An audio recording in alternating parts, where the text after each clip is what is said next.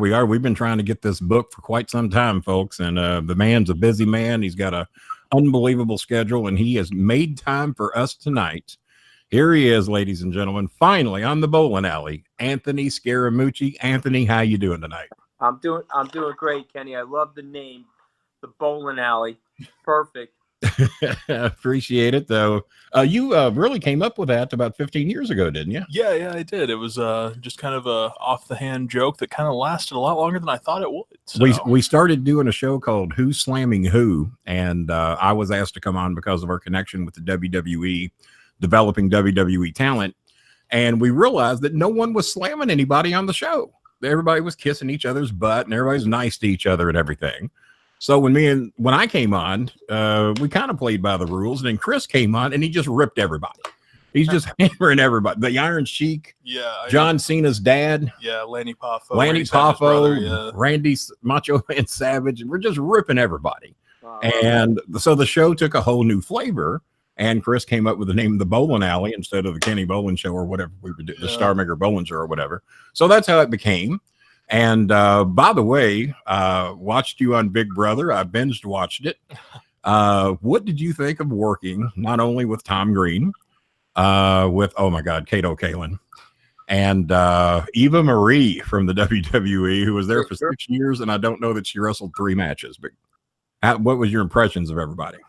Well, I mean, listen, I mean, you know, it felt a lot like freshman orientation week at college. And so I could see that. I felt like I was getting my orientation week started again in my midlife. So, you know, you don't know anybody. You're walking in blind. Everyone's trying to be nice to each other, but you're playing an elimination game. Right. You know, the wipeouts are going to start quickly. Now, exactly. I knew that I was getting a 6-day pass in the Big Brother house. They didn't know that. So they didn't know that. My big thing inside that house, I was trying everything I could do to make sure I didn't let on to anybody what was happening with me, you know. But you asked me about Tom and Kato and Natalie. I mean, I spent more time with Tom. Okay. I thought he was very, very smart guy, obviously very funny, but very, you know, very thoughtful strategist. I mean, he was definitely a guy that was playing that game hard. So there's the smart one. On the other hand, Kato Kalin. Well, I mean, I think you'd be impressed. I mean, here's the thing that you learn, like when you meet people, as opposed to listening to them or seeing them on TV or getting sound bites. Yeah, exactly. They get sound bited or edited a certain way. Right. Which is a great thing about your show. It's live. And so people are coming across unfiltered. Therefore, I think the viewer or the listener can get a better view of them. So as it related to Kato, he's way smarter than I think the American public gave him credit for over the last 25 years. He's a funny guy. I mean, I had a lot of fun with him. You know, Natalie, Eva Marie was sort of, she was clicked into the girls from day one, and they were all living together in the same little bedroom. So I didn't spend super amount of time with her, although I was up in the gym with her and Lolo and Ryan. Right. Yeah. Lolo. What an athlete. Yeah. These people know how to work out. There's no doubt about it. She seemed very nice. Well, as you can tell, I gave up on that about 40 years ago. So. Yeah, no, I hear you. And we talk about wrestling, and I think I got a very good relationship with John Cena. Oh, do you? He's been to my restaurant. When he was dating one of the twins, my wife and I took him. Bella twins. And the two twins actually to the restaurant. And you know, we went to the White House Correspondents' Dinner together a few years. Oh my! And so John is, you know, you guys must know him. I mean, he's in incredibly good shape. He's very disciplined. My 4-year-old son enjoyed him in Bumblebee. Oh my God! Well, I just watched Bumblebee recently, and he did an excellent job. Yeah, so he's a lot of fun, and following the Rock's footsteps into Hollywood stardom outside of the wrestling ring. Well, Rock's packing in about $40 million a movie right now, isn't he? Yeah. Well, listen, I mean, he's a bankable star. Everything he touches does super well. So, and And I mean, we talk about wrestling. I'm good friends with Linda McMahon. I worked on the Trump campaign with her. Well, yes, she's in the office there. What's her title? Yeah, she's a cabinet position. I can't remember her exact title off the top of my head. Small business, something. Small business. Okay. Yeah, small business. Small business. Yeah, She's starting off with small business. She's the head of the SBA, the Small Business Administration, but she's basically done a great job. That's a cabinet level position. And listen, I mean, if you're not from the wrestling world, you have a tendency to underestimate the stardom and the gravity or the gravitational pull of those wrestling stars. But if you step back from that and you think about whether it's The Rock or John Cena, or even what Natalie did on Dazzling Divas, she may not wrestle that much. Well, let me tell you something. She got a 6-year career out of it. Yeah, she's an international star in that show.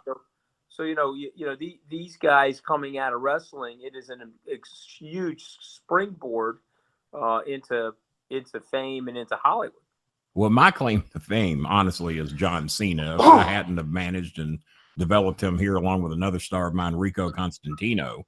Vince McMahon, I don't know if you know this, wanted to get rid of both John Cena and Rico Constantino. He didn't get it. He wanted them gone. And me and Danny Davis and Jim Cornette and Stone Cold Steve Austin, of all people, once their release papers were drawn up, went to Stephanie and begged them, say, hey, man, you're paying them for 90 days anyway. Let them do the tour. And then if you still want to get rid of them in 90 days, so be it. But at least see what we see down here in OVW. And I don't think Cena ever knew he was on the chopping blocks. We never told him we weren't sure he could handle it. We thought he'd take his ball and go home. Rico battled for his job. He went with the meetings to us and everything. Well, and behold, Rico got what, 5 years out of it? Yeah. And Cena, the face of the company, for God knows how many years now, about 17, 18 years, I guess. Yeah, listen, but that's an amazing story. But you know what? That story, Kenny, that's an American story.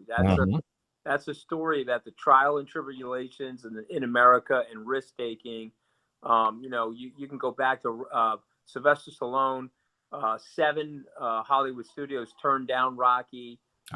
Get somebody to do Rocky. They don't want to play Rocky, and he's like, "Well, I'm doing it and I'm playing it. Otherwise, we're not doing it." And then all of a sudden, he goes on to 45 years of stardom. So it's a lesson for your listeners and your viewers.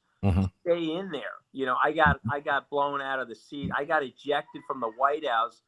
Like an Austin Powers villain, okay? got straight into the sky and landed in like a fire pit. And so, what you could do in a situation like that is do what you were saying, cry and take the ball and run home. Yeah. But I didn't do that. I just went right in, right into the fire. I'm going to tell you that because if you follow me any at all on Twitter, you know that I am not the biggest Trump fan that ever lived. Yeah. But you,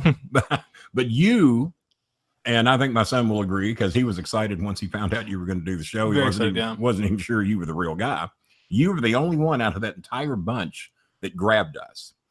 You came across as a wrestling manager. You were cool. You were calm. You were never rattled. I watch you on Cuomo every time you're on.